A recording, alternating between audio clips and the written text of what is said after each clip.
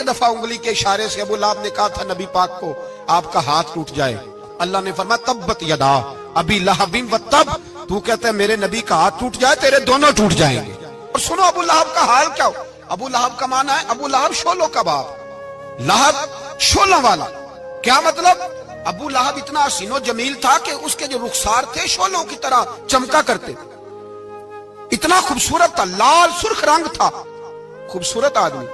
अरब में जब गुर्बत थी तो इसके घर में उस वक्त भी 2 ईंटें सोने की थी। इतना मालदार आदमी और सरदार था सारे मक्के का। लेकिन नबी पाक की बेअदबी की तुम्हें पता ही नहीं कि रब दुनिया में सबसे ज्यादा नाराज ही उससे है जो उसके रसूल का बेअदब है। सबसे ज्यादा नाराज ही उसी से। अबू लहब ना गया बदर के मौके पर, डर गया, कहने लगा मैंने नहीं जाना, मक्के में रह गया। ना गया जिहाद के लिए, मुसलमानों के खिलाफ ना निकला। लोगों ने बड़ा इसको लान तान किया, लेकिन कहने लगा मेरे खर्चे पे 4-5 बंदे ले जाओ, मैं नहीं जाऊंगा। पीछे रह गया। लोग कहने लगे बच गया, लेकिन इसके जिस्म के अंदर ऐसी बीमारी निकली कि रेशे से भर गया सारा वजूद। रेशे इसके बच्चों ने ले जाके अबू लहब को पीछे एक हवेली थी मक्के के बाहर, उसमें बंद कर दिया। चीखता था, चिल्लाता था, बंद कर दिया उसको ले जाके वहां पीछे। और जब उसको बंद कर दिया कमरे में तो चिल्लाता था, चीखता था, कोई मुझे बचाओ, कोई पानी पिलाओ। दरवाजा तोड़ के बाहर निकला तो चौक में मर गया अबू लहब। इतनी बदबू आती थी कि कोई करीब नहीं जाता था।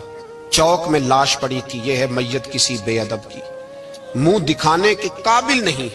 उनके दुश्मन पे लानत खुदा की, रहम पाने के काबिल नहीं है।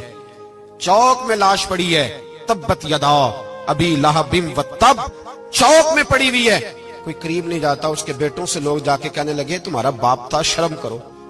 एक मुलाजिम को पैसे दिए उसके बेटे ने, कहा गड़ा खोदो और मेरे बाप को रस्सी के साथ पकड़ के उसमें फेंक दो।